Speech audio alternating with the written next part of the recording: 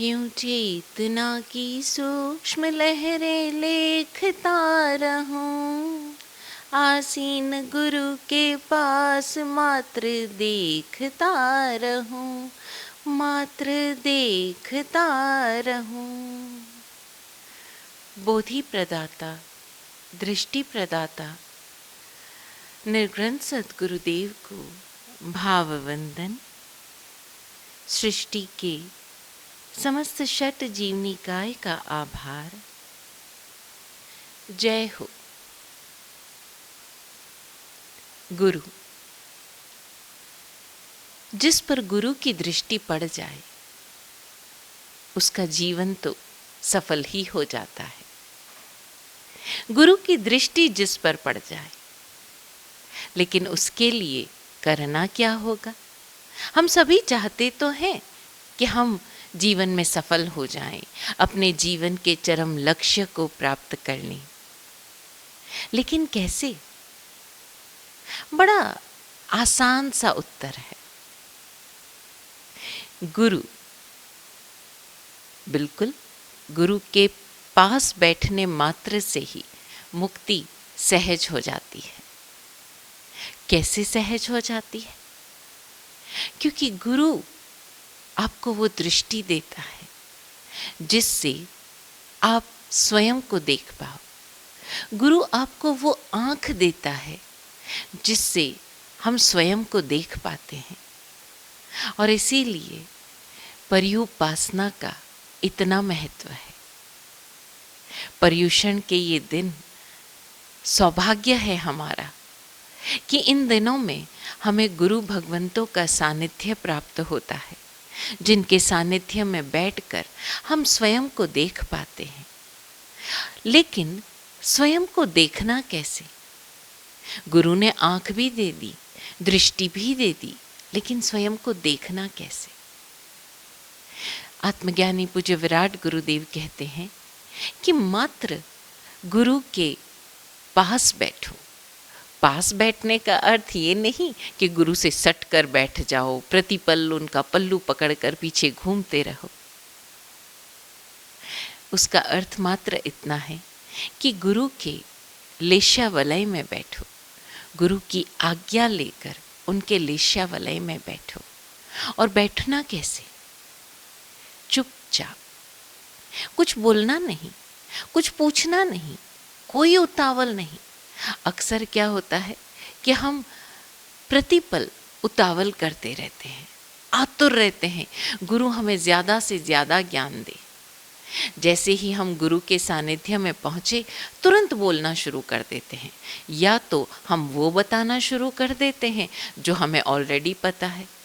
हमने यहाँ से वो सीखा, वहाँ से वो सीखा, सुबह मैं इतना ध्यान करता हूँ, दिन में मैं इतना स्वाध्याय करता हूँ, मैंने ये सूत्र कंठस्थ कर लिया, मैंने फलां सूत्र पूरी तरह से याद कर लिया, मैंने इतने एग्ज़ाम दिए हैं, मैंने इतनी परीक्षाएं दी हैं।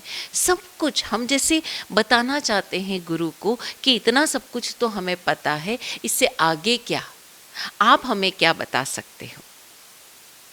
अक्सर तो हम गुरु के पास जाकर कहते भी तो हैं कि देखो ना, मैं आपके पास कितनी बार आया, लेकिन आप तो मुझे कुछ देते ही नहीं हो।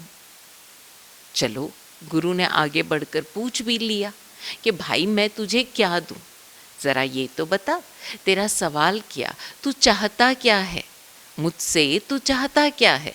गुरुजी, जो भी आपके पास है बस मुझे सब दे दो। आपके पास जो भी है, जीवन जीने की कला है या मुक्ति का मार्ग है, जो भी आपके पास है वो दे दो। और गुरु ऐसे व्यक्ति के, या कहें सो कॉल्ड शिष्य के उत्तर पर मात्र मुस्कुरा कर रह जाते हैं, क्योंकि गुरु तो भंडार है, गुरु तो संपूर्ण है, वो क्या देगा? लेकिन शिष्य, अगर उसमें वो पात्रता है, उसमें वो दृष्टि है, तो वो गुरु के मात्र पास बैठकर सब कुछ प्राप्त कर लेगा। आवश्यक ये नहीं कि गुरु आपको क्या देता है, ज़रूरी ये है कि आप कितना ले पाते हो। गुरु तो इस बरसात की तरह है ना, जो प्रतिपल बरस रही है, धरती पर बरस रही है, बिना ये देखे कि कहाँ पर कितना ग्रहण किया जा रहा है। वो तो बस बरस रहे हैं, निष्पक्ष। लेकिन हम क्या कर पाते हैं? तो आत्मज्ञानी पूज्य विराट गुरुदेव हमें मार्ग दिखाते हैं। वो कहते हैं कि आसीन गुरु के पास मात्र देखता रहूं। मैं बस देखता रहूं। किसको? अपने आसपास को नहीं, स्वयं को। अब स्वयं में क्या देखें? क्योंकि हमारे सामने कोई आईना तो है नहीं। अगर आईना हो तो शायद हम निरख सकें, अपनी आँखों को देखें, अपनी नाक को देखें, अपने बालों को देखें, अपने चेहरे मोहरे को पूरी तरह से देखें। लेकिन बिना आईने के क्या देखूं मैं?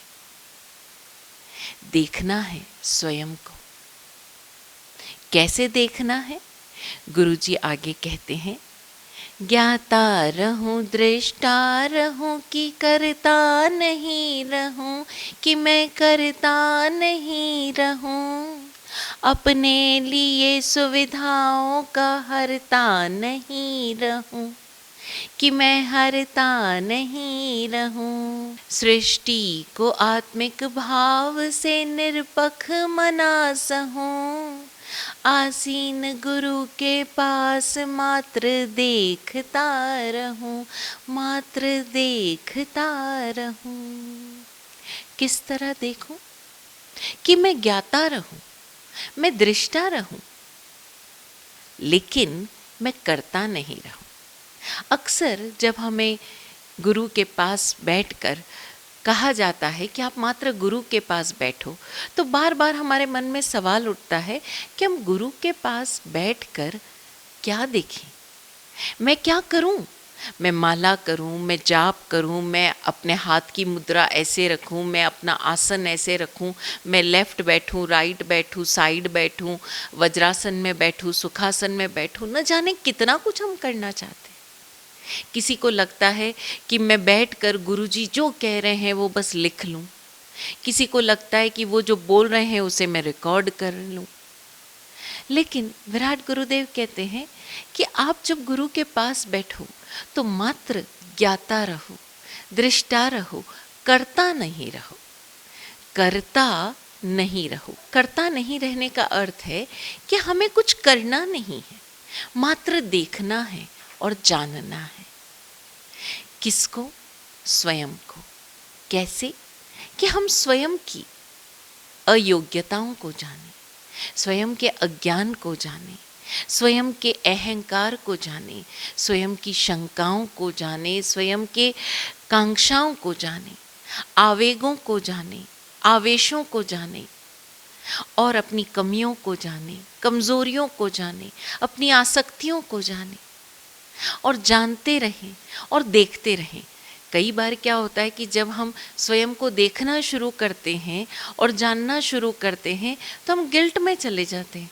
अरे मेरा तो इस जन्म में पार होना ही मुश्किल नहीं है, मैं तो कुछ कर ही नहीं सकता, मैं तो इतनी मेरे भीतर कमियां हैं, इतनी ज़्यादा मेरी शॉर्टकमिंग्स है, I won't be able to overcome him. तो जब मैं इनको ओवरकम ही नहीं कर सकता, जब मैं इनसे पार ही नहीं जा सकता, जब मैं इनसे मुक्ति नहीं हो सकता, तो मैं ये देख कर भी क्या करूं? जैसी कट रही है ज़िंदगी, कट रही है। अक्सर आप सुनते होंगे बुजुर्गों को पूछते हैं कि आप कैसे हो? कट रहे हैं दिन जिंदगी के। अरे भाई, कट क्यों रहे हैं? आपके पास मौका है, अभी आपकी जिम्मेदारियां पूर्ण हो चुकी है, आपके पास मौका है, गुरु भगवंतों का सानिध्य है, समय भी है आपके पास। तो आपके पास वो जो समय है, वो जो जितनी भी ऊर्जा बची है, क्या हम वो स्वयं को देखने में, जानने में नहीं लगा सकते? लेकिन क्या होता है कि जैसे ही देखना जानना शुरू करते हैं, स्वयं ही स्वयं के निर्णय, स्वयं के चुनाव, स्वयं का व्यवहार, स्वयं की वाणी गलत लगने लगती है और वो सही और गलत के फेर में उलझ जाते हैं।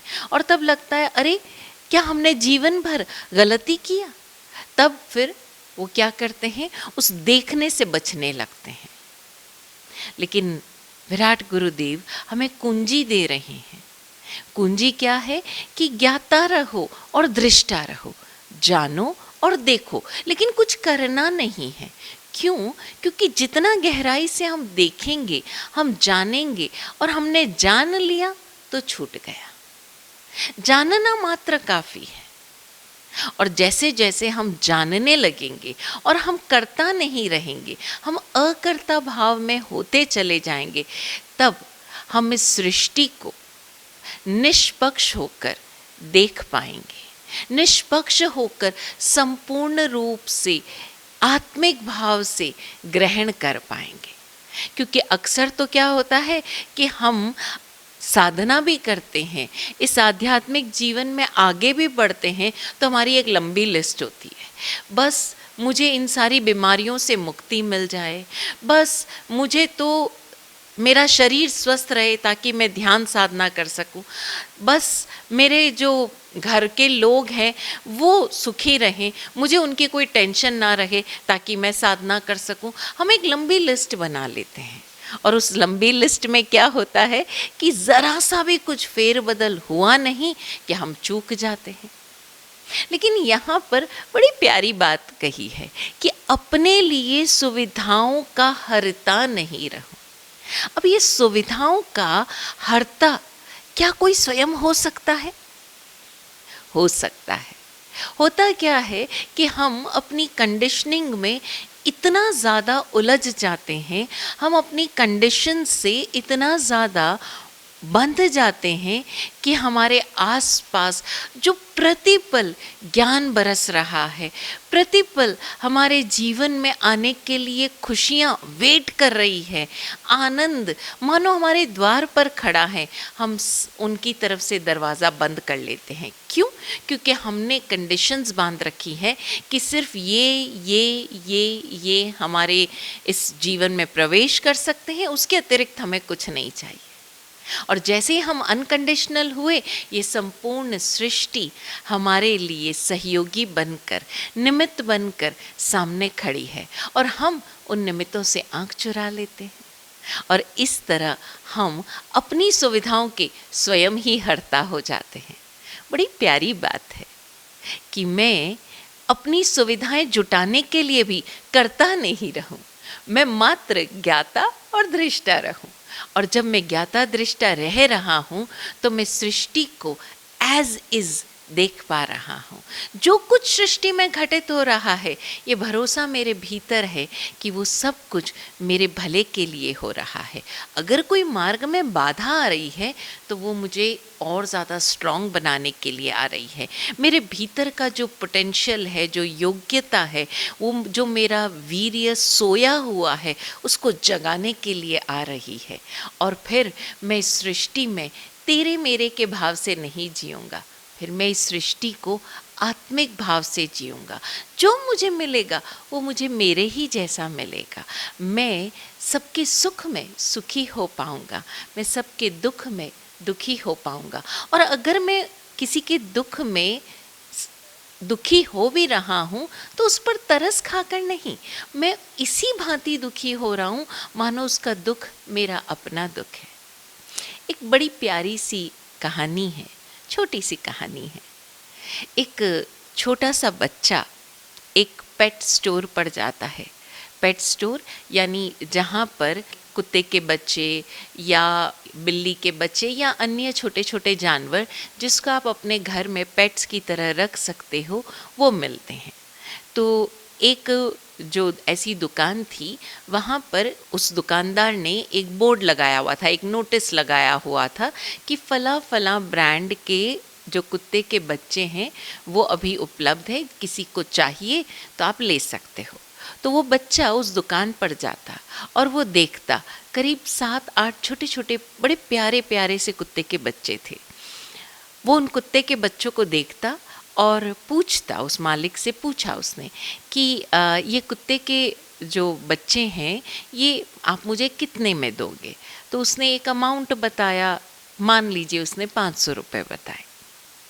तो उसने कहा ठीक है अंकल, मैं आता हूँ कुछ दिन बाद। 4-5 दिन बाद वो बच्चा पहुँचा और जैसे ऐसा लग रहा था उसने अपना गुल्लक तोड़ा हो।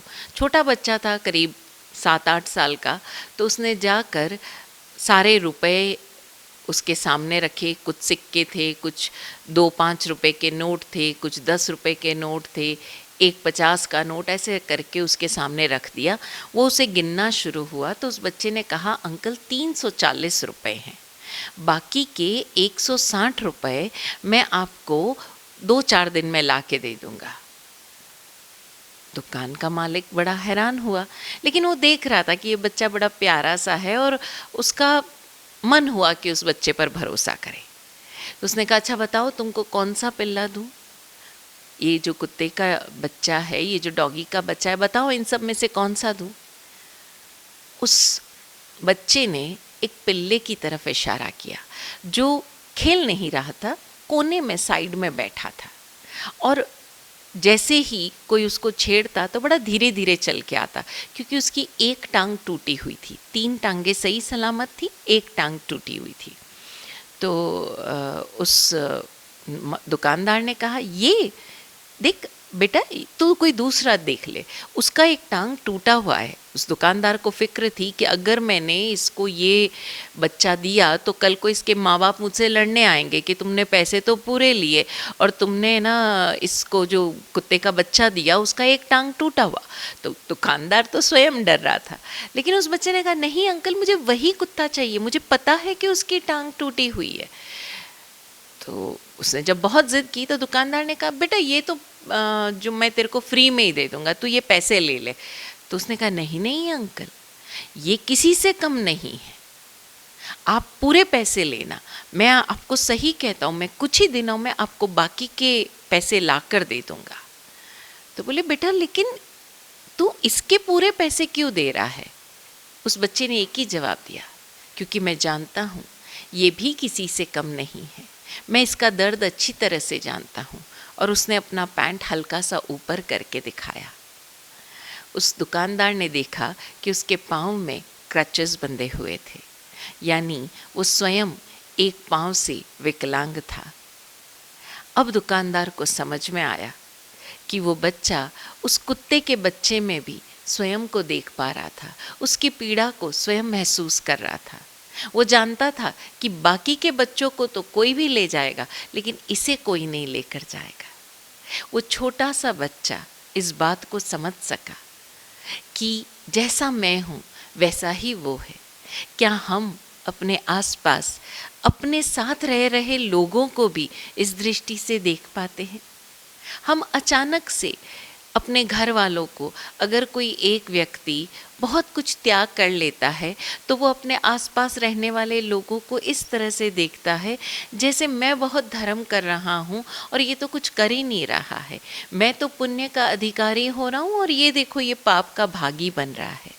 हम तो अपने साथ रहने वाले लोगों को भी निष्पक्ष होकर नहीं देख पाते, आत्मिक भाव से नहीं देख पाते। यहाँ तक कि जो लोग हमारे लिए दिन रात काम करते हैं, चाहे वो सफाई का काम हो, चाहे खाना बनाने का काम हो, हम उन्हें इस तरह से ट्रीट करते हैं कि जैसे तुम्हें समझना चाहिए कि मेरी तपस्या है, सही समय पर मेरे लिए एकासने का भोजन क्यों नहीं तैयार हुआ, सही समय पर मेरे लिए आयम्बिल का भोजन क्यों नहीं तैयार हुआ, तुम्हें पता नहीं यहाँ बैठकर हम प्रतिक्रमण करने वाले हैं, तुमने यहाँ साफ सफाई क्यों नहीं की, ये सारी चीज़ें इतनी बिखरी हुई क्यों हैं, मैं ध्यान कर रहा हूँ, तुम लोग शोर क्यों कर रहे हो। हम थोड़ा सा भी अगर स्वयं के लिए भी कोई साधना कर रहे हैं तो हम चाहते हैं कि आसपास वाले लोग हमें एक उच्च दृष्टि से देखें और मैं उनको हेय दृष्टि से देखने का अधिकारी हो जाता हूँ। लेकिन विराट गुरुदेव कहते हैं कि मैं सृष्टि को आत्मिक भाव से निरपक्ष मना सहूँ।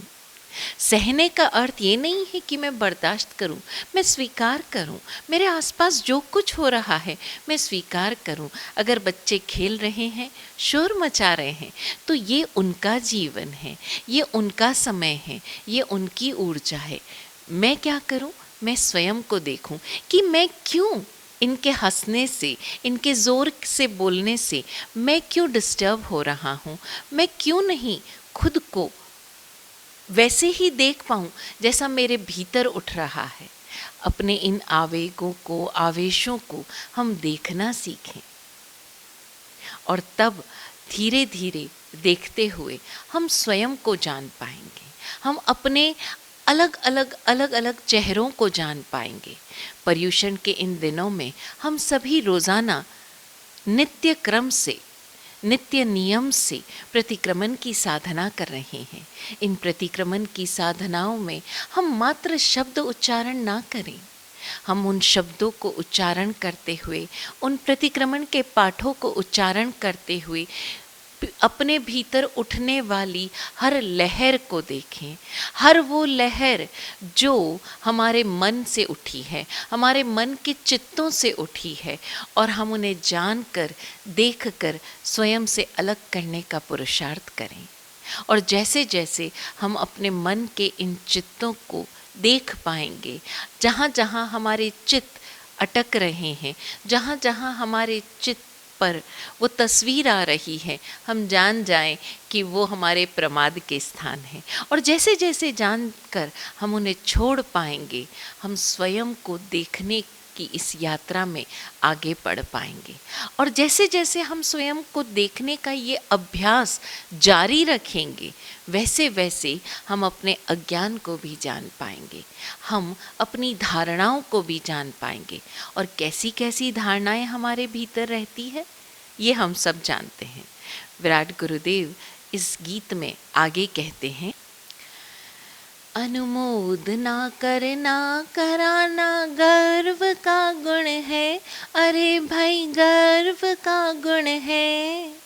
अच्छा बुरा अपना पराया धारणा धुन है, अरे भाई धारणा धुन है।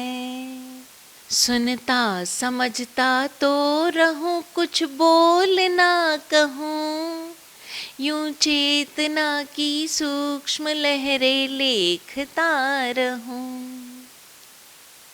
अच्छा बुरा अपना पराया, ये तेरा, ये मेरा नज़दीकी, ये मेरे दूर का, ये सही, ये गलत, ये धर्म अच्छा, ये बुरा, ये वाला शॉर्ट, ये वाला लंबा, ये वाला सफल, ये वाला असफल, ये जो सारी हमारे भीतर धारणाओं की एक जो धुन चलती रहती है ना, ये मेरा पाप हो गया, ये पुण्य हो गया, ऐसा कर लूँगा तो मेरा पाप ओवरकम हो जाएगा, मैं ऐसा कर लूँगा तो इससे मुझे पुण्य मिलेगा। और प्रतिपल ये जो हमारे भीतर ये जो जोड़ तोड़ का गणित चलता रहता है ना, ये हमारी जो धारणाएं चलती रहती है, हमें इन सब से मुक्त होना है। हम पिछले कुछ दिनों से खुद को देखने का प्रयास कर रहे हैं, हम अपनी आसक्तियों को देखने का प्रयास कर रहे हैं, कहाँ कहाँ हमारी कमज़ोरी है। हम खुद के लगावों को देख रहे हैं, खुद के विरोधों को देख रहे हैं। हम धीरे धीरे खुद को देखने का प्रयास कर रहे हैं, और जैसे जैसे देखते जाएंगे वैसे वैसे जानते जाएंगे। लेकिन यहाँ पर विराट गुरुदेव हमको एक इंस्ट्रक्शन देते हैं कि मैं सुनता समझता तो रहूं, लेकिन बोल ना कहूं। अक्सर हमें क्या होता है कि हम कोई भी नई चीज़ जानते हैं, कोई भी हमें नया अनुभव होता है, खुद को देखने के दौरान, ध्यान साधना करने के दौरान, कायोत्सर्ग के दौरान या प्रतिक्रमण करने के दौरान, कुछ कुछ हम जो देखते चले जाते हैं, हमारे भीतर एक आवेग सा उठता है, एक एक्साइटमेंट उठती है, एक एंग्जाइटी होती है कि हम तुरंत से सबको बताना चाहते हैं, पता है आज मैंने ये देखा, आज मैंने ये सुना। या हम गुरु भगवंतों के प्रवचन भी सुनते हैं, तब भी हमारे भीतर ये एंग्शियसनेस रहती है, पता है आज महाराज साहब ने प्रवचन में ये कहा। जो हमें लगता है कि हमने जो सुना वहाँ पर प्रवचन में, वो तो हमारे भीतर उतर ही गया, वो तो हमारी लाइफ में ऑलरेडी बस सुन लिया हमने, याद रह गया हमको, यानी वो हमारी लाइफ का हिस्सा हो गया। लेकिन ऐसा नहीं है, उसके लिए हमें अभ्यास करना होता है। मात्र ये समझ लेना कि मैंने सुन लिया और मेरी ज़िंदगी में उतर गया, ये अधूरा है। और फिर हम क्या करते हैं कि घर आकर जिन लोगों ने वो प्रवचन नहीं सुना है उन्हें पूरे समय सुनाते रहेंगे। तुम्हें पता है महाराज साहब ने आज ये कहा है, तुमको ऐसा नहीं करना चाहिए, तुमको ऐसा करना चाहिए, तुमको वो नहीं करना चाहिए, तुम जो कर रहे हो वो गलत है, उन्होंने कहा है कि अगर ऐसा करोगे तो तुम नरक में जाओगे। हम कुछ बातें अपनी तरफ से भी जोड़ लेते हैं और अक्सर फिर ऐसे लोग जब कभी यदा कदा सालों में एक आध बार आते भी हैं और हम उनसे पूछते भी हैं कि आप लोग प्रवचन सुनते हो, तो वो कहते हैं महाराज साहब आप लोग तो 1 घंटा प्रवचन देते हो, हम पूरे 24 घंटे घर में प्रवचन सुनते हैं, हम तो उसकी रिकॉर्डिंग इतनी बार उसके सुन लेते हैं, रिवाइंड वर्जन्स, कि हम खुद भूल जाते हैं कि ओरिजिनल प्रवचन क्या है। और ऐसा अक्सर लोगों के जीवन में होता है। तो हम ध्यान दें कि हम जो सुन रहे हैं, जो समझ रहे हैं, क्योंकि ये समझ अंतिम समझ नहीं है। हम स्वयं को देखें ना, 4 साल पहले हमारी समझ कुछ और थी, हमें और निमित्त मिले, हमें गुरु भगवंतों का और अधिक सानिध्य मिला। अब वो हमारी समझ धीरे धीरे शुद्ध हो रही है। पूर्ण रूपेण शुद्ध हो गई हो ऐसा नहीं है, धीरे धीरे शुद्ध हो रही है। तो हम सुनते समझते तो रहें, ये प्रक्रिया निरंतर हमारे भीतर चालू रहे, लेकिन मैं बोलकर कुछ ना कहूँ। और जब हम अपने भीतर ये जान लेंगे तब हम वाकई गुरु के ज्ञान को महसूस कर पाएंगे। गुरु का ज्ञान हमारे भीतर उतरेगा, गुरु हमारे घट में उतरेगा। गुरु घट में कैसे उतरे, गुरु घट में कैसे विराजे, विराट गुरुदेव इस गीत में आगे कहते हैं, सेवा समर्पण पूर्ण हो, खुद को करूं कुर्बान, अरे मैं खुद को करूं कुर्बान। खुद को पूरी तरह से कुर्बान करें, तब हमारा सेवा और समर्पण पूर्ण होगा। हम अक्सर कहते तो हैं कि हम गुरु को पूरी तरह से समर्पित हैं, हम गुरु की सेवा करना चाहते हैं, मैं क्या सेवा करूं गुरु की, लेकिन हम खुद को नहीं छोड़ पाते। हम तो खुद ही कहते हैं, अरे गुरुजी मैं जानता हूँ मेरे अंदर बहुत कमियां हैं, मैं क्या आपको मुंह दिखाऊं, मेरे से तो कुछ होता ही नहीं है, मैं तो कुछ बेकार हूँ, मेरे में कोई समझ ही नहीं है। अरे भाई, जब तुमने खुद को गुरु के चरणों में पूरी तरह से कुर्बान कर ही दिया, तो फिर तुम कौन हुए जो खुद को एनालाइज करो कि तुम्हारे अंदर क्या कमी है और क्या अच्छाई है। अगर आपके भीतर कमियां हैं भी तो गुरु पर छोड़ दो ना, लेकिन हम खुद को छोड़ नहीं पाते। और यही कारण है कि गुरु हमारे जीवन में घटित नहीं हो पाते। गुरु को घटित करने का बड़ा सीधा सरल उपाय है, खुद को छोड़ दो, गुरु जाने गुरु का काम।